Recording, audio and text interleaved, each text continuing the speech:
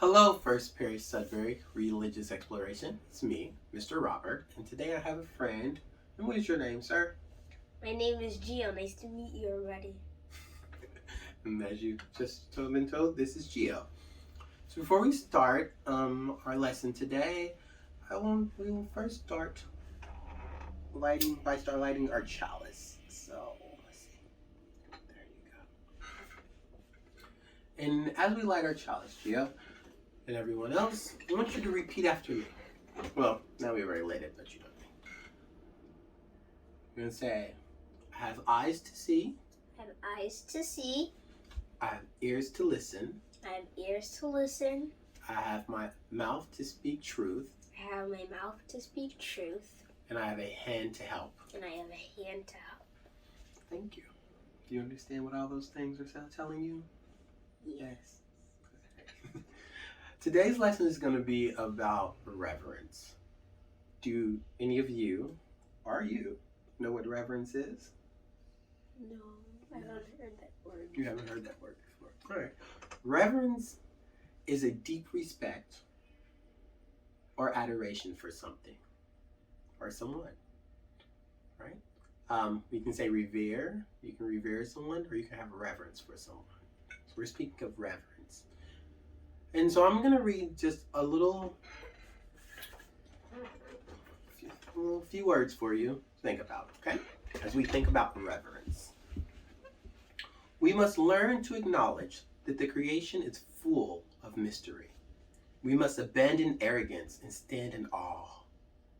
We must recover the sense of the majesty of creation.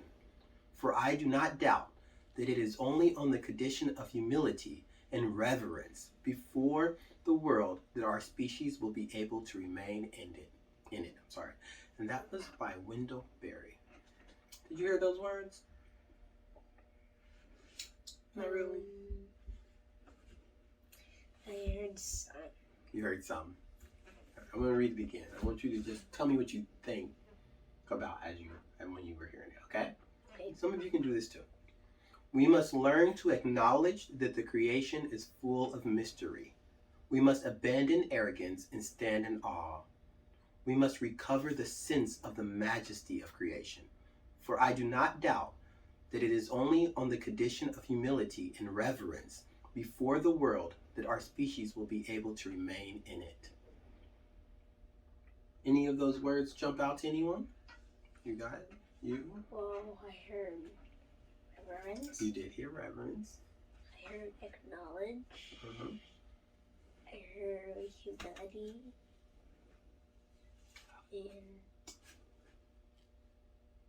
And All right. Those are important words. So what did you think about as you were hearing some of those words? Used in context. What do you think this passage is saying? I think it is saying that you have to do like certain things and you can't always stick with one same thing. All right. And what do some of you out there think? You can email me, which will be at the end of the video, and let me know your thoughts on this passage. What it means to abandon arrogance, or like recover the sense of majesty, or on the condition of humility and reverence before the world that we live in, right? All right, so let's do a quick check-in. And on our check-ins, we're more so just kind of asking you how you're feeling today, how your spirit's feeling, the inside of you, right? I can start. Today I'm feeling quite happy. My spirit is settled. I've had a good week. My son wasn't feeling so well earlier in the week, and now he's great, so that's always a good thing. And I have a great friend visiting, so I think that behind everything, my spirit is in a good place. Some of you can share where your spirit is this week as well. Gio, would you like to share? I'm in also a good mood, and my spirit is joyful. And I got back to school and the long weekend, and my dad's friend is visiting, so I'm pretty happy. Pretty happy. All right. All right. So next, I'm going to read you a story. It's called The Wisdom Story. All right. Do you want to read it? Do you want me to read it all, or do you want to read some of it with me? Read some of it with you. Of course you can. All right. So.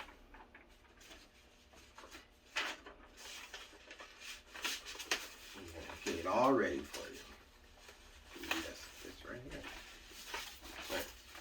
It's quite a long story, so how about I read a little bit, you read a little bit, and then I'll finish it off. All right? Okay. The story is called Amrita's Tree. And it's an ancient tale retold by Reverend Beth Chronister. All right. Amrita sat and leaned against her tree. She loved her tree and had from the first day she claimed it as her own. Amrita often talked to her tree, sharing her dreams and secrets, but today was so peaceful, she just sat in silence with eyes closed. F! Amrita was startled by the shrill warning call of the peacock. It echoed through the forest. As animals fled in response, Amrita heard man marching toward her. She looked in the direction of the sound and saw flashes of sunlight off of meadow. The men carried axes. "Cut down every tree you can," the chief woodcutter said. "The Mahajahara needs wood for his new palace." Amrita could not believe it. They were going to cut down the forest. She ran as fast as she could back to her village. "Amma, Amma," she called to her mother. "There are men in the forest with axes, and they're going to cut down the trees." Amrita's mother rushed around the village, calling women away from their work. "We must save the trees," she urged. The women and children ran into the forest. Amrita's mother greeted the woodcutters politely. "Namaste. We do not want trouble, but we cannot let you cut down these trees." The chief woodcutter laughed at her. "You do not own these trees. We have orders from the Mahajara." "Sir, these trees are our life," Amrita's mother exclaimed. Their roots hold the soil together during the monsoons and soak up the rain so the earth can give us fresh water. Don't you understand? We need these trees to survive." "Quiet!" yelled the chief woodcutter, and he ordered his man to start cutting down the trees. One woodcutter went to an ancient Kurji tree and began chopping with his axe. The mighty tree came crashing to the ground. Amrita and the others cried out in disbelief. They were going to kill all the trees.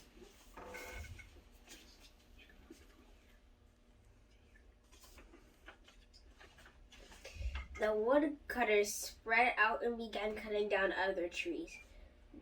Then a woodcutter walked past Amrita in the direction of her special tree. Amrita ran ahead of him and yelled, "No!" She flung her arms around her tree. "If you want to cut the tree, you will have to cut me first."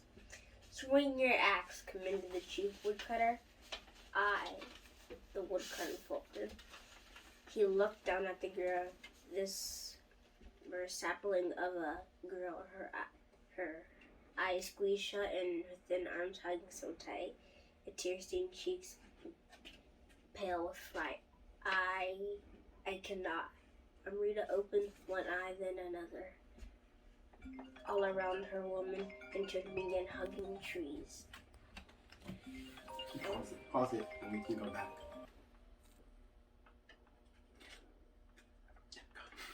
The woodcutter spread out and began cutting down other trees. Then a woodcutter walked past Amrita in the direction of her special tree. Amrita ran ahead of him and yelled, "No!" She flung her arms around the tree. "If you want to cut the tree, you will have to cut me first." "Swing your axe," commanded the chief woodcutter. The woodcutter faltered. He looked down at the girl. this mere setting of a girl squeeze, her eyes squeezed shut, her thin arms hugging so tight, her tear-stained cheeks pilled flat. I cannot. Amrita opened one eye, then another. All around her, women and children began hugging trees. Without a word, the laborers picked up their axes and left. Amrita and the others returned to the village, grateful that the men had stopped. But they worried that the Maharaja would now come. The next afternoon he did arrive, in a thunder of hoods and a cloud of dust, riding on his majestic horse. Amrita, though afraid, greeted him like a forest queen. He climbed down from his horse. I present this loyal decree to you, Amrita. Can you stop? Pause for me, please. So I know. All right. Good job.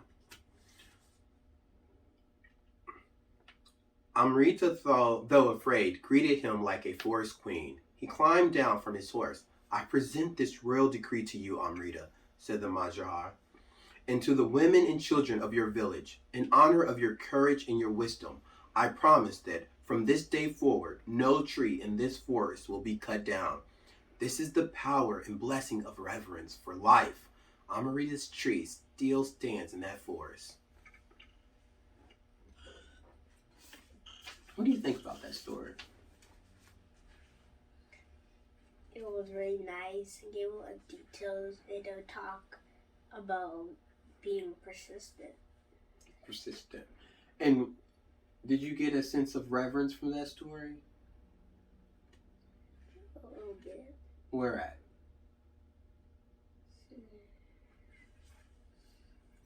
Well, it was from when she was hugging the tree. So, and you got a sense of reverence from her hugging the tree. Was telling you what?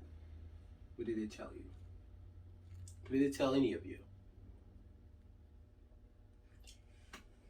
It was telling me that she didn't want them to cut down her tree that she'd been with for so long. And why do you think she didn't want them to cut down her tree? Or why did you think the other women and children came out and they didn't want the trees cut down? I mean, because they needed the tree and they liked the tree, that they stayed with them and provided them a lot of stuff they need. Right. The trees provided stuff they need. It helped them, right? They had a strong respect and adoration for the tree. The tree was more than just something to be used to build a palace. The tree had life, and it allowed them to continue to have life. So that's reverence, right? They revered the tree. It wasn't just that they liked it, they respected it. They respected all the trees. All the trees were important because without them, life for them would have been hard. It allowed them to survive. Right? All right. So our next thing that we're going to do is there are a couple of passages here that speak of a type of reverence or things to be revered. And I want you, I'm going to pick one and you're going to pick one. And then we're going to just kind of read it and then we're going to say what we think. Okay? Would you like me to go first or would you like to go first? Can you go first? I'm sorry? Can you go first? I can. Can you say that louder? Can you go first? Yes. All right. I have. In reverent pauses, when we slow down and think about the gift of life, we may briefly touch humility. I'll read that again. In reverent pauses, when we slow down and think about the gift of life, we may briefly touch humility. And that's by Bryant McGill. And when I hear that, what I think it is saying to me is that when we show or just have a respectful pause in our life, when we take a moment to just think, it shows us and allows us to really think about the world around us, the world, the people, the things, and have humility that we are just a small part of something so big. And we are quite really, like, I don't know, I want to say fortunate to be able to be in this moment, in that moment, where we can just really experience and hopefully enjoy what's around us. You ready for one? Yes. All right.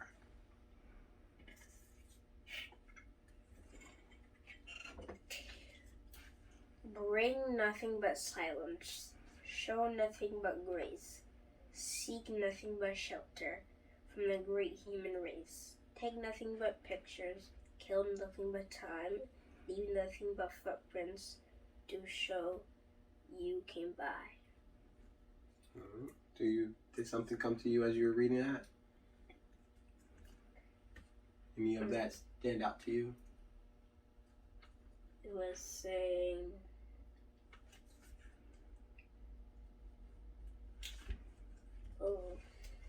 when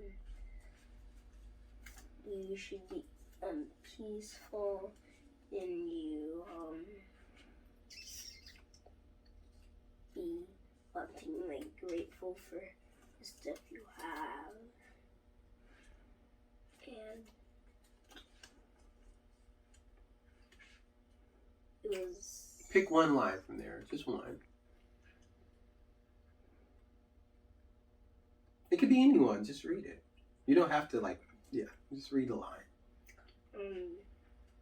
Take nothing but pictures. What do you think that means? Or what do you get from that? Take nothing but pictures.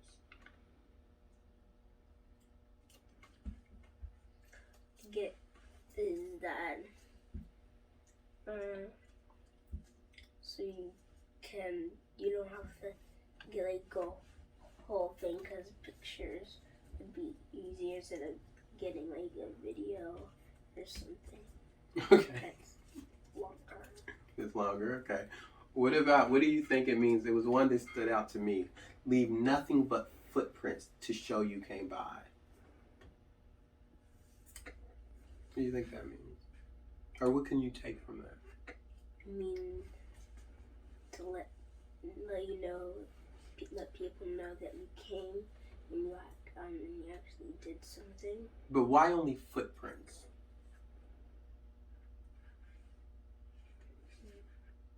What else could one leave that people would remember that they were there from? Their stuff. Their stuff, yeah. So they can leave things. They can leave feelings, maybe, right? Some good, but also some bad, right? Yeah. They can leave destruction, right? But do we need to leave any of that stuff really to let us know? Like, we come into the world, right? We can experience it in peace and silence. We can experience it without making too much, right? And then when we leave, we have our footprints to kind of remind people that we were once there. And footprints doesn't have to mean literally footprints, right? It just means, like, leaving a mark that doesn't harm, right? Footprints don't harm things. I mean, I guess if someone's trying to lay concrete, no one walking that, I'll be there forever. But it's leaving something that doesn't harm, right? All right. Thank you. You're welcome. Yeah. I think that we're going to move on to... Oh, sorry about that.